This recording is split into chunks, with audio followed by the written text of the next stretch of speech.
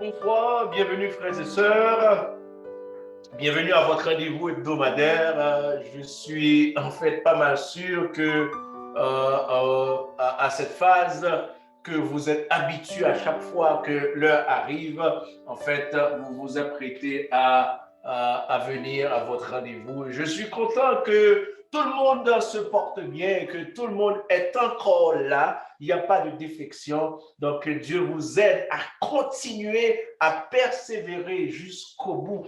Bienvenue, frères et sœurs. Bienvenue aussi à nos nouveaux amis, ceux-là qui, en fait, ont à peine fait le saut de venir participer à ce mouvement d'évangélisation, à ce mouvement de vulgarisation de la vérité.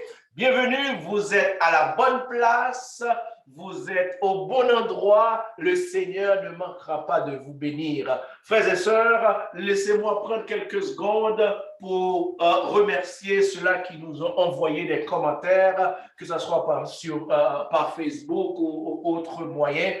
Laissez-moi vous dire merci, nous apprécions vos commentaires. Et concernant les questions, si vous voyez qu'on ne répond pas aux questions, c'est tout simplement parce que les réponses se trouvent à travers les vidéos. Donc, on va en profiter pour répondre. Merci à nos amis de différents endroits en Europe surtout. Merci à mes amis qui sont en Afrique. Merci aussi à mes amis qui se trouvent en Amérique latine. Merci aussi à mes amis, à mes frères haïtiens. Merci à mes frères et sœurs dans le Seigneur. Je suis content d'être avec vous comme un bon soldat semaine après semaine, sans découragement, sans sommeil. Alléluia. Merci, asseyez-vous, prenez place, ayez à votre disposition vos cahiers, crayons et principalement votre Bible. Nous allons partir à l'aventure, nous allons fouiller davantage et le Seigneur, voyant notre humilité, va nous révéler des choses qu'on n'avait jamais entendues auparavant. Que toute la gloire revienne à Dieu. Frères et sœurs, je vous invite à me rejoindre avant toute autre chose dans cette courte prière où nous allons remettre cette journée, ce moment entre les mains du Tout-Puissant. Seigneur, Dieu infiniment grand, créateur de toutes choses, du ciel et de la terre et de tout ce qui s'y trouve, créateur de la montagne de Sion, Dieu Père éternel, rempli de compassion, rempli d'amour. Merci pour tout. Merci pour la vie que tu nous donnes et par-dessus tout, merci pour la vie éternelle. Merci pour le sacrifice de la croix. Merci d'avoir mis disponible à ton Fils, Seigneur, et que son sang puisse aujourd'hui nous donner libre cours, libre accès en ta sainte présence. Merci pour ce don sublime, ultime, Seigneur Père. Voyez aujourd'hui notre engouement, notre disposition à vouloir te connaître davantage, Seigneur Père. Révèle-nous, Seigneur, tout ce que nous avons besoin, Seigneur, pour pouvoir faire le saut de Babylone vers la montagne de Sion. Et qu'à la fin, toute la gloire te revienne. C'est au nom de ton Fils Jésus que nous t'en prions. Amen. Amen. Amen. Gloire à Dieu. Frères et sœurs, merci à vous autres qui avez participé dans ce vaste mouvement de vulgarisation de la vérité. Nous sommes en train de constituer, comme cela a été prophétisé, une armée pour l'Éternel, pour dire la vérité, pour parler de la parole de la vérité. Merci à vous autres. J'espère que vous allez continuer. Et ceux-là qui sont à peine, c'est pour la première fois que vous êtes en train de regarder ces vidéos, je vous invite à vous abonner et aussi à partager ces vidéos avec le plus grand nombre de personnes possible. C'est votre humble serviteur, Madestin Rousny, fidèle au poste, semaine après semaine, même s'il arrive des moments où l'on se sent découragé, fatigué, envie d'abandonner, mais le Seigneur nous donne la force de tenir. Nous sommes encore là. Merci. Et nous allons, frères et sœurs, fouiller davantage. Votre humble serviteur, appelez-moi Rousni tout simplement. Et pour ceux-là qui nous posent la question, vous allez voir le nom apparaître à l'écran. Et comme ça, vous verrez l'autographe, c'est Madestin Rousni. Ça fait déjà 3 semaines, la 3e semaine, qu'on est en train d'étudier la parabole du blé.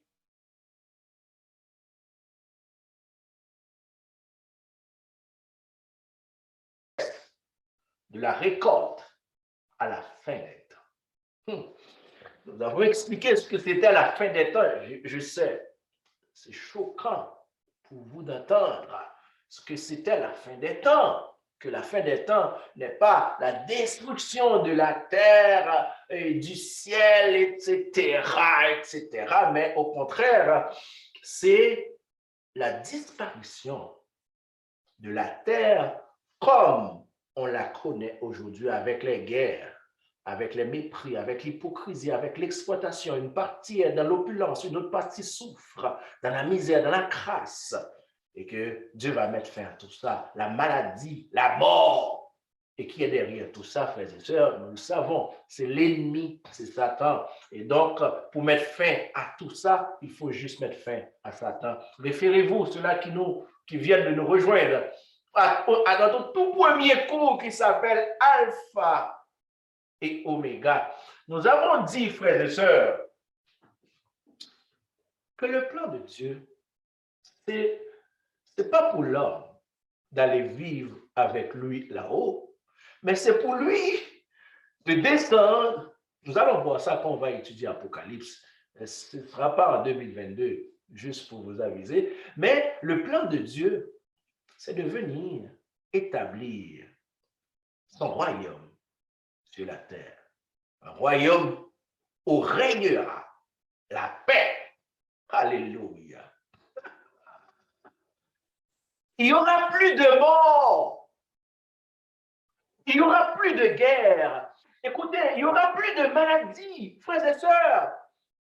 C'est quelque chose que vous êtes censés désirer jour après jour. Jour après jour. Je dois regarder l'heure. Jour après jour.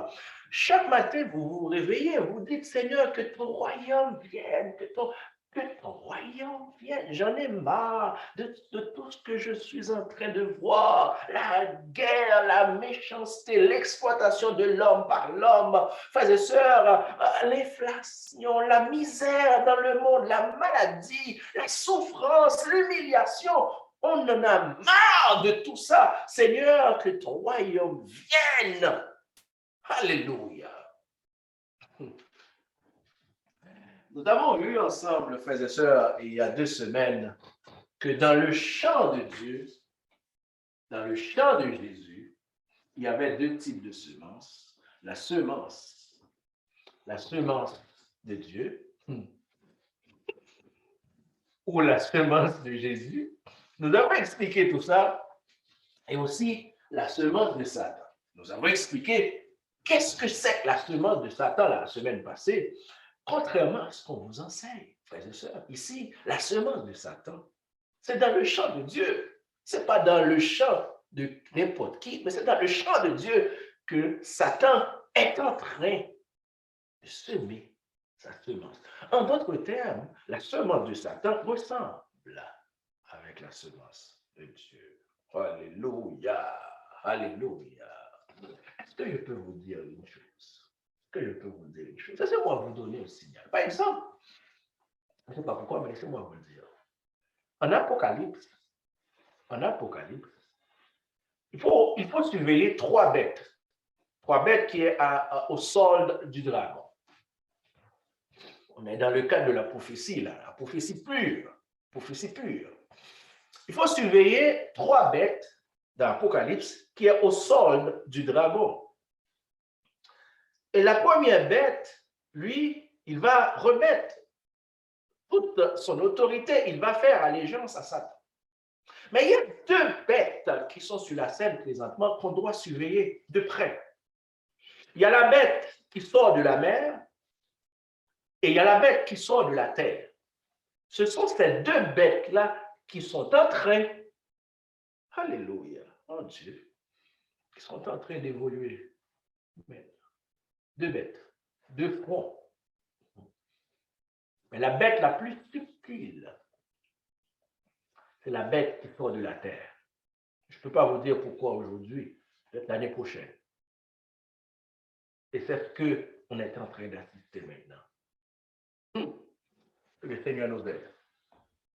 Donc, la semence de Satan, c'est la parole de Dieu, soit qu'on y ajoute, soit qu'on y retranche. Et on a expliqué pourquoi quelqu'un serait tenté d'ajouter ou de retrancher dans la parole de Dieu. On a expliqué tout ça la semaine passée. Allez voir, en fait, la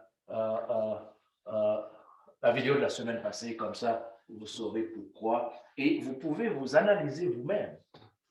Parce que l'objectif de tout ça, frères et sœurs, c'est de nous analyser nous-mêmes. Est-ce qu'on est en train de semer la semence de Dieu ou est-ce qu'on est en train de semer la semence de Satan? C'est la raison d'être de ce vaste mouvement d'évangélisation. C'est de savoir où est-ce que je vais. Est-ce que je vais faire partie du grenier de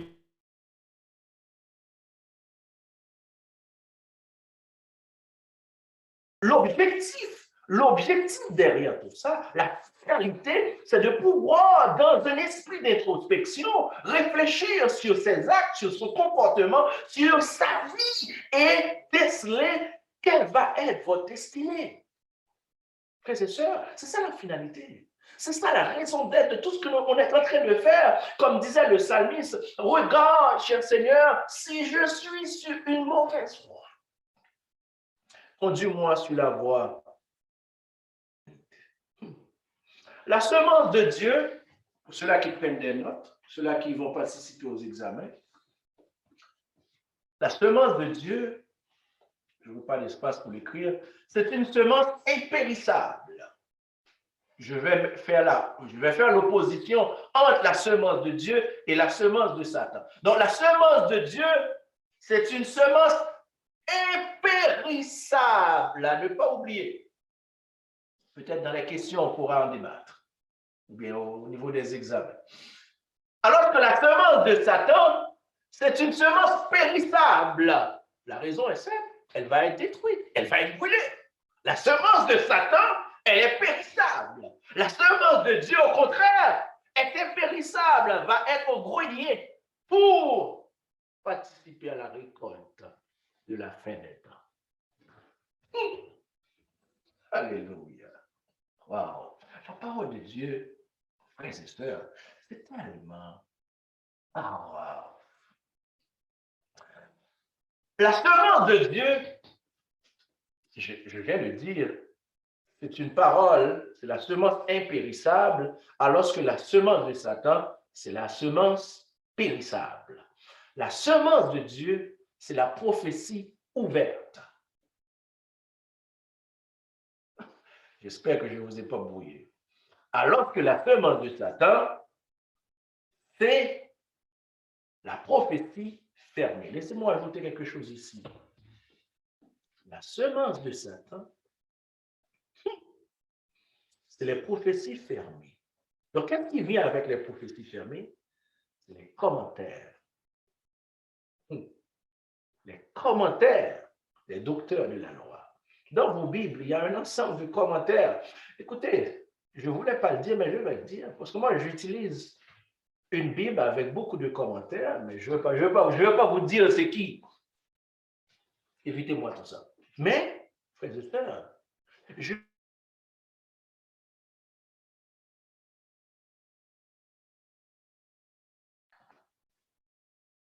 y a tellement de commentaires. Frères et sœurs, si vous lisez par exemple, il y a des millions et des millions de livres, de commentaires sur Apocalypse, et les uns différents des autres. Vous allez vous brouiller. Donc, tous ces commentaires, c'est l'œuvre du diable.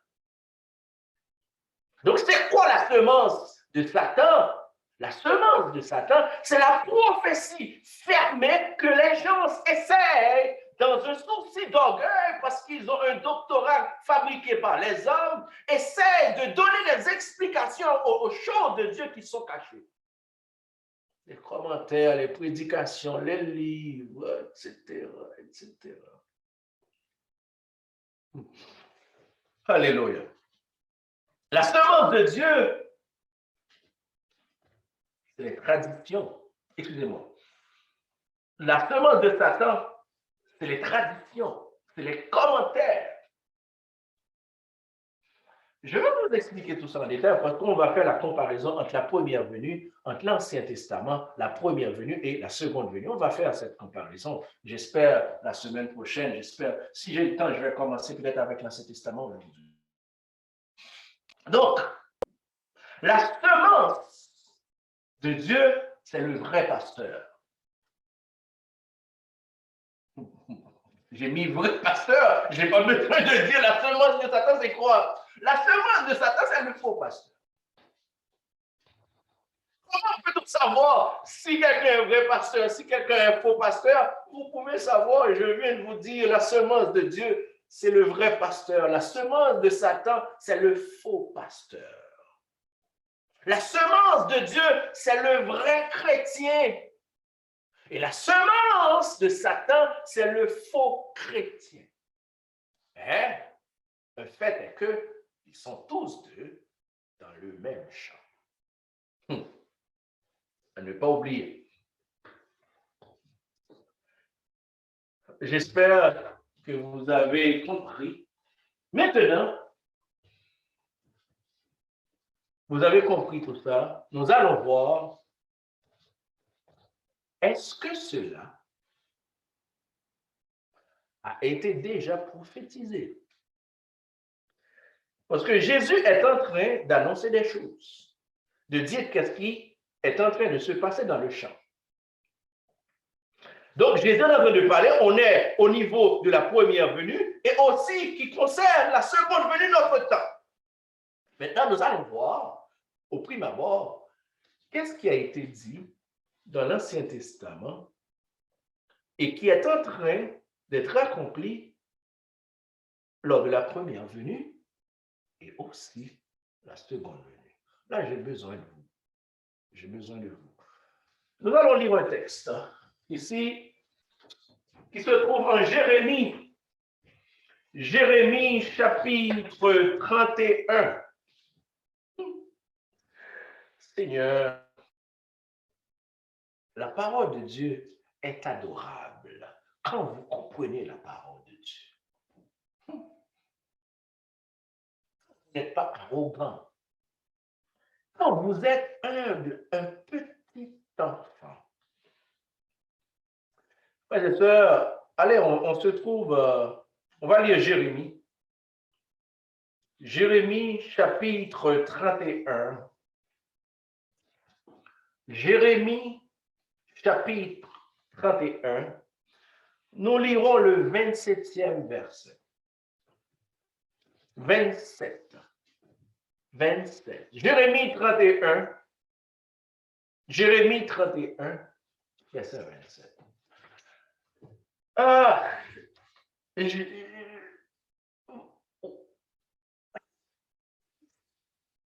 ne vais pas anticiper parce que je ne veux pas vous brouiller davantage. Mais frères et sœurs, ce qui est en train de se passer dans notre temps est grave.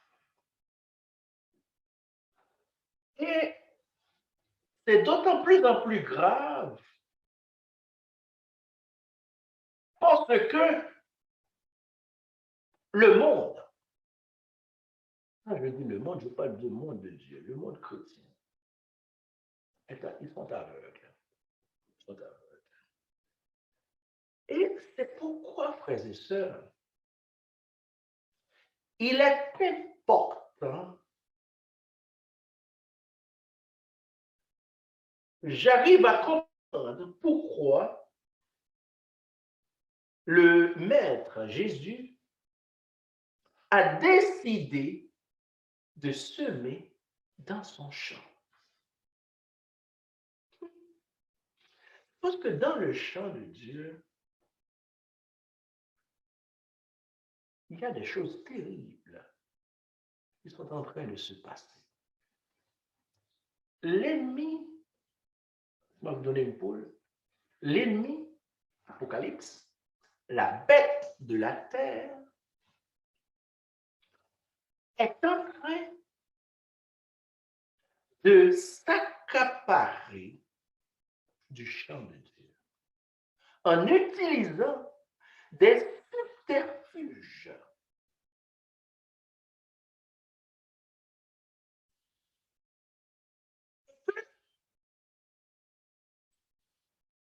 Nous sommes en train aujourd'hui, là, au moment où je vous parle, de vivre des moments extrêmement difficiles pour celui qui voudrait vivre sa vie chrétienne pieusement. En ce sens, ce n'est pas évident d'être sûr au moment où je vous parle, si vous êtes honnête, de son salut.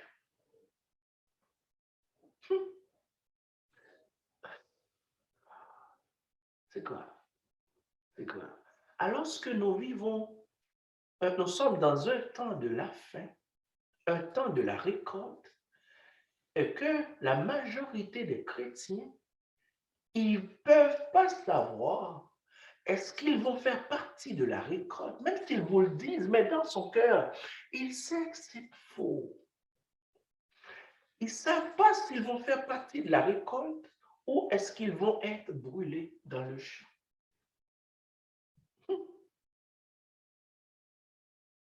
C'est grave.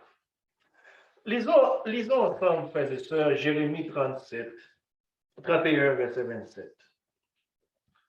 Jérémie 31, c'est très important ici. J'ai besoin de toute votre attention. Nous sommes en train de voir des prophéties de l'Ancien Testament qui concernent la première venue et la seconde venue. Référez-vous à l'introduction de la prophétie si vous êtes brouillé un peu. On y va. Jérémie 31, verset 27. Ready? Go.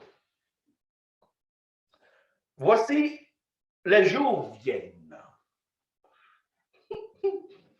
Voici, les jours viennent. Si vous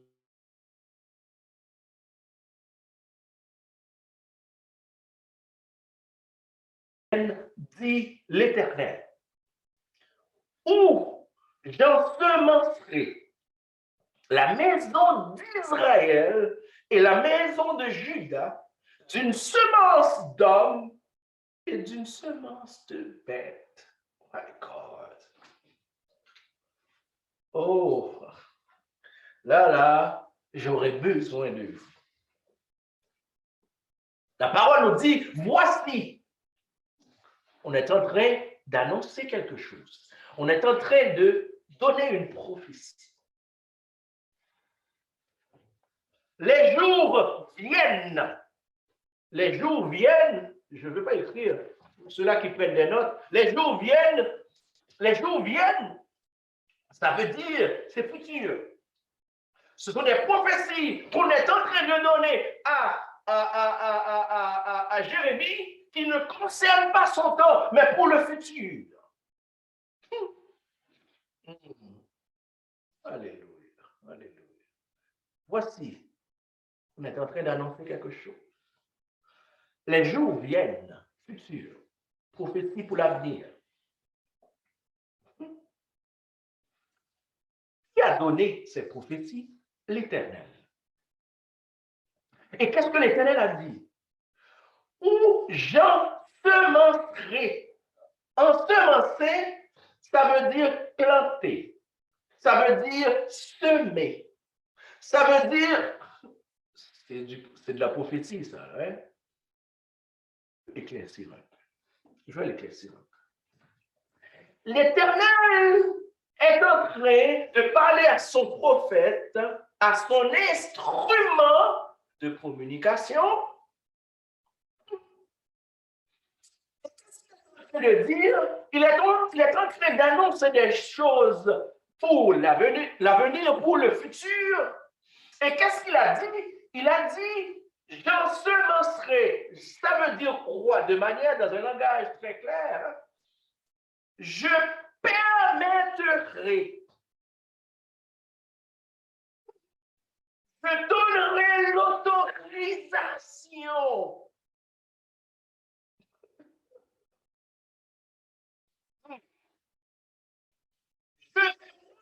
L'Éternel des armées permettra. Parce que, premièrement,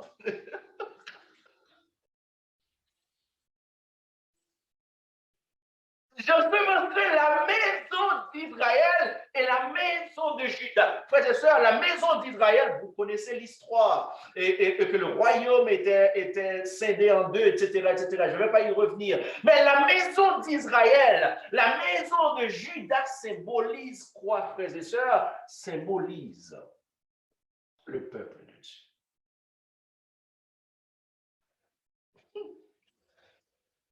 Ah, il y a tellement de choses à dire ici.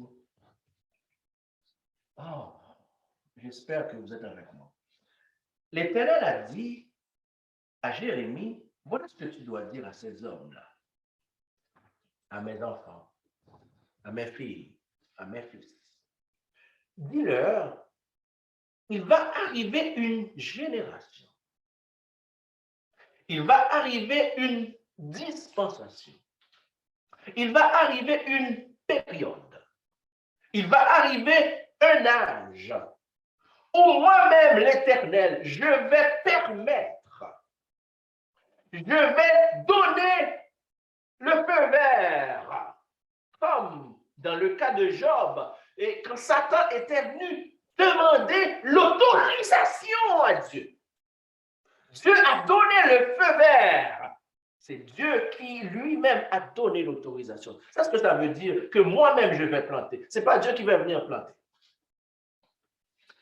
Il a donné l'autorisation que dans le champ de Dieu, au sein du peuple de Dieu, Israël et Juda, l'Ancien Testament, je ne suis pas encore arrivé, ça c'est l'Israël physique, je ne suis pas encore arrivé à la première venue et la seconde venue.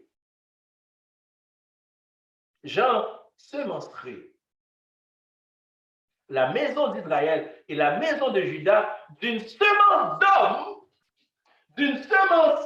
d'homme, alléluia, d'une semence d'homme et d'une semence d'animaux ou de bêtes.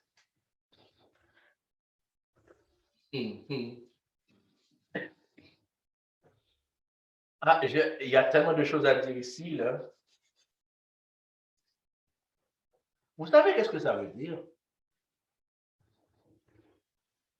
Il y a une loi pour les Israélites, pour le peuple de Dieu, dans un même champ, tu ne peux pas planter deux semences différentes. Il y a une interdiction. Dieu a interdit au peuple d'Israël de ne pas planter dans le même espace, dans le même champ, deux semences différentes. C'était interdit. Et Dieu est en train maintenant de dire, voilà ce que maintenant je vais autoriser à cause de ce que vous avez fait. Je vais autoriser, je vais permettre à l'avenir, au sein de mon peuple, le peuple de Dieu, c'est pas, frères et sœurs, c'est pas au sein du monde, mais ici c'est au sein du monde de Dieu. J'espère que vous avez compris. Je vais permettre qu'il y ait la présence. C'est vrai, je l'avais interdit. Mais à cause de ce que vous avez fait, maintenant je vais autoriser que dans mon champ, dans mon peuple, au sein de mon peuple, qu'il y ait la présence de deux semences. La semence d'homme et la semence d'animaux ou de bêtes. Vous anticipez déjà qu'est-ce que ça veut dire semence d'homme, qu'est-ce que ça veut dire semence de bêtes ou d'animaux. Et je peux vous dire ça maintenant. Laisse-moi voir, il est 42. Ouais, il me reste un petit 8 minutes. Je vais vous le dire. Donc, la semence d'homme, c'est la semence de Dieu. Je vous le dis donc. Mais la semence de bête ou la semence d'animaux, qu'est-ce que c'est? Lisons, frères et sœurs, le psaume, et c'est ici que je vais m'arrêter. Lisons le psaume 49. Psaume 49. Psaume 49. Ready?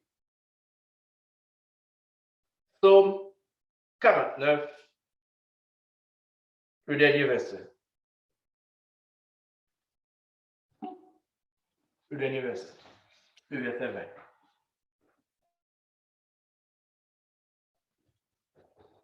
Psaume 49, verset 20. Ready? Go. L'homme qui est en honneur et qui n'a pas d'intelligence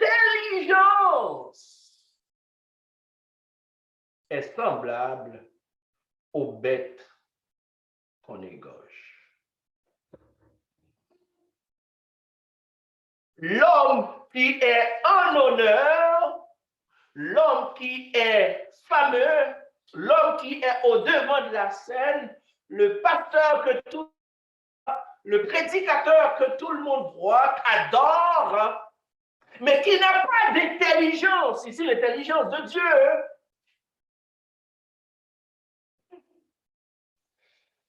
ressemble à une bête dont la finalité sera d'être égorgée et mangée ou détruite.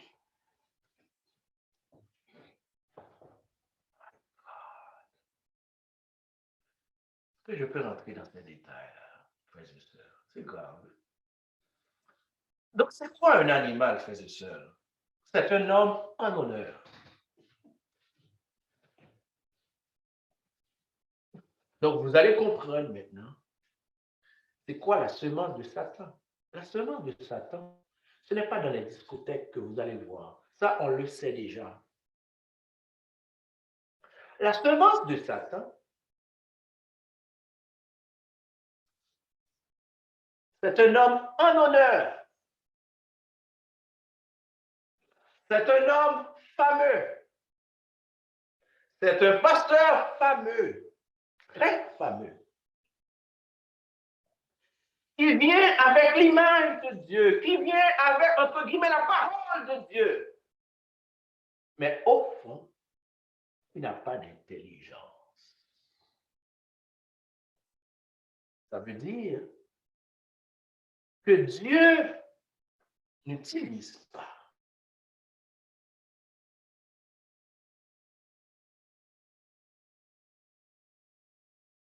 que le monde est en train de suivre, le monde du christianisme, le monde de Dieu.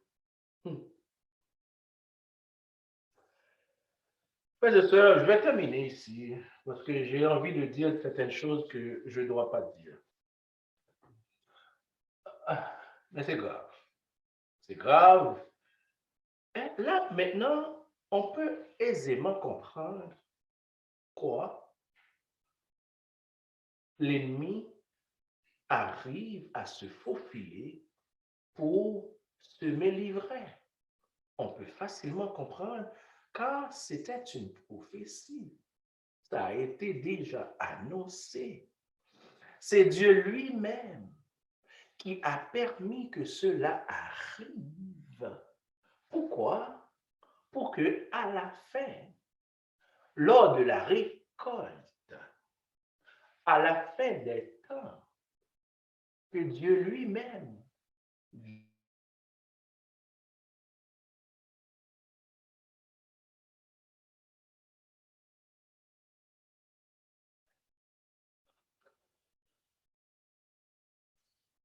frères et sœurs,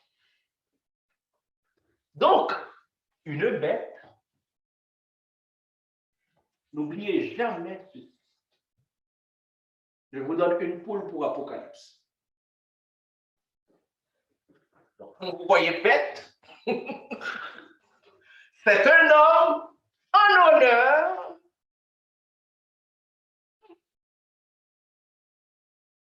qui n'a pas d'intelligence et dont la finalité sera d'être égorgé, détruit. C'est un homme qui ne pourra pas être changé parce que sa fin est déjà tracée. Le poulet, c'est sa destinée. C'est son destin d'être mangé, d'être égorgé. Tu ne peux pas avoir de pitié parce qu'on est en train d'égorger un poulet. Non, c'est son destin. My God. Donc, frères et sœurs, pourquoi je ris? Parce que j'ai tellement de choses à vous expliquer, à vous révéler, que ça me prendra des années. Je ne peux pas vous les dire tout de suite. Mais je vous donne des poules, je vous donne des indices. Par exemple, présentement, frères et sœurs, quand vous allez lire l'Apocalypse et vous voyez bête, contrairement à ce que le pasteur vous enseigne, j'ai entendu un pasteur très fameux dernièrement qui disait maintenant, vous allez voir devant l'ONU, il y a une bête maintenant, etc., etc. Frères et sœurs, une bête, c'est une personne.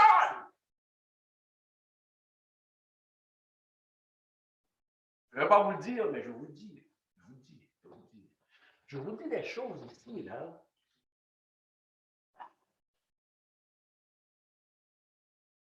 Une bête, c'est une personne qui est en honneur, qui est au devant de la scène, qui est fameux, qui est en quelque sorte une idole, que le monde adore, que le monde respecte, que le monde vénère, que le monde accepte, mais qui n'a pas d'intelligence.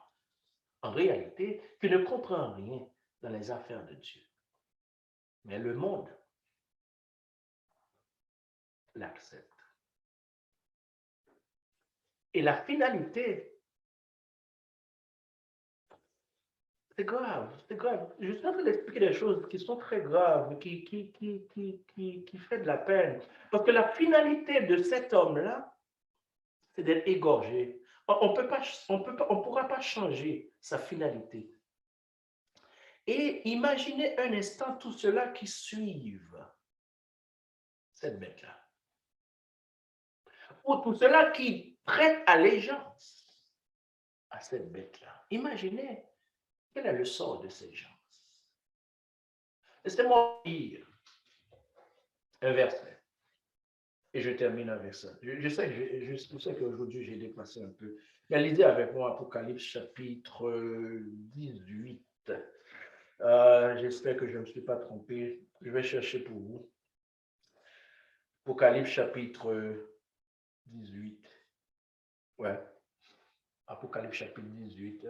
Je voulais lire les versets 3 et 4, mais je vais lire juste pour le besoin de la cause. On va en lire du premier verset au quatrième verset et on s'arrêtera là. Aujourd'hui, j'étais long, mais ça en valait la peine, frères et sœurs, parce qu'une bête, si vous oubliez tout, mais souvenez-vous de ceci, vous en aurez besoin pour comprendre le livre de l'Apocalypse. Une bête, c'est une personne en honneur qui n'a pas d'intelligence et dont la finalité sera d'être égorgée.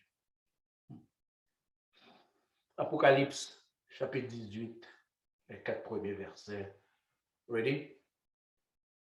Apocalypse, chapitre 18, les 4 premiers versets. Ready? Go.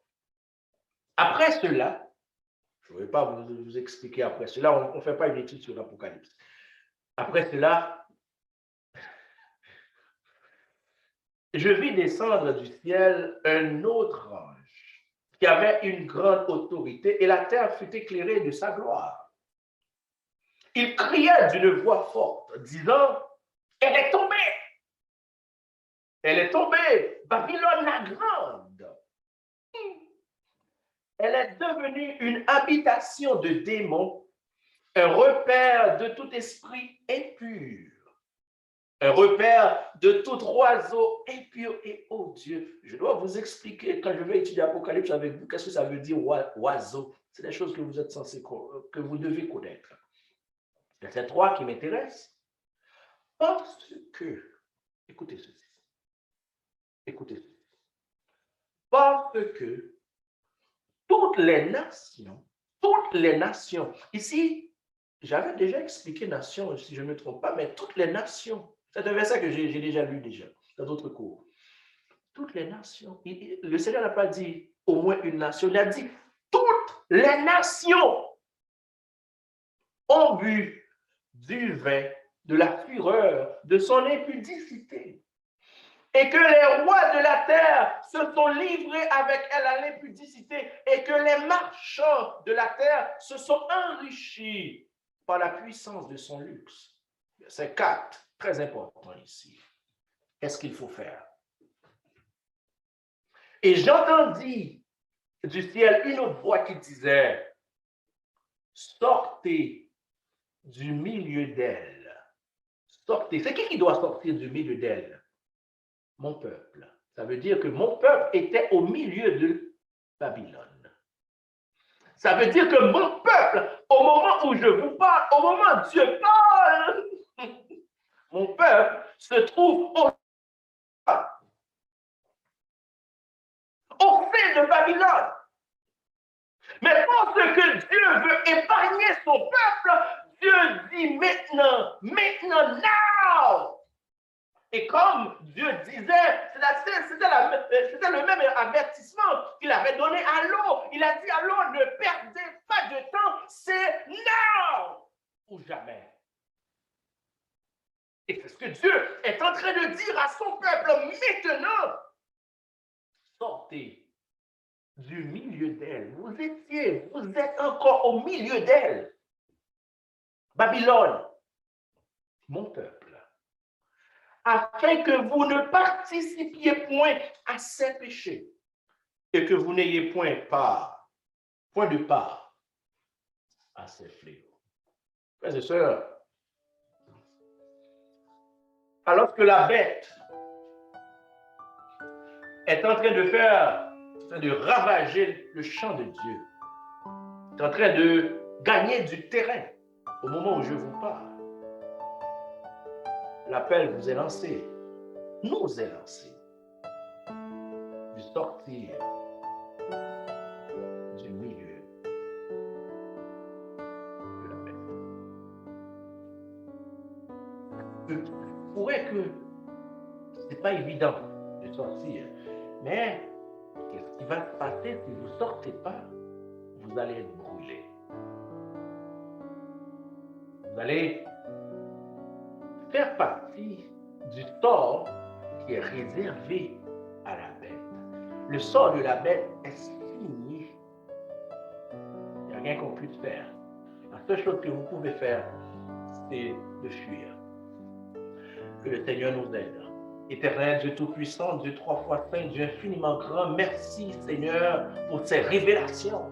Merci pour ces paroles. Ô combien indispensables à notre salut, à notre vie éternelle, Seigneur Père. Merci pour ces mots d'avertissement. Donne-nous la capacité de comprendre, de saisir ton avertissement et d'agir en conséquence, Seigneur. Donne-nous la grâce de pouvoir nous enfuir. Alors qu'on est en train de s'enfuir, Seigneur, donne-nous la force, comme tu l'as donné à l'eau, de ne pas regarder en arrière, mais de continuer notre marche vers la montagne de Sion. Et qu'à la fin, on soit ensemble pour le temps et l'éternité. C'est au nom de Jésus-Christ, ton Fils, nous t'en prions. Amen.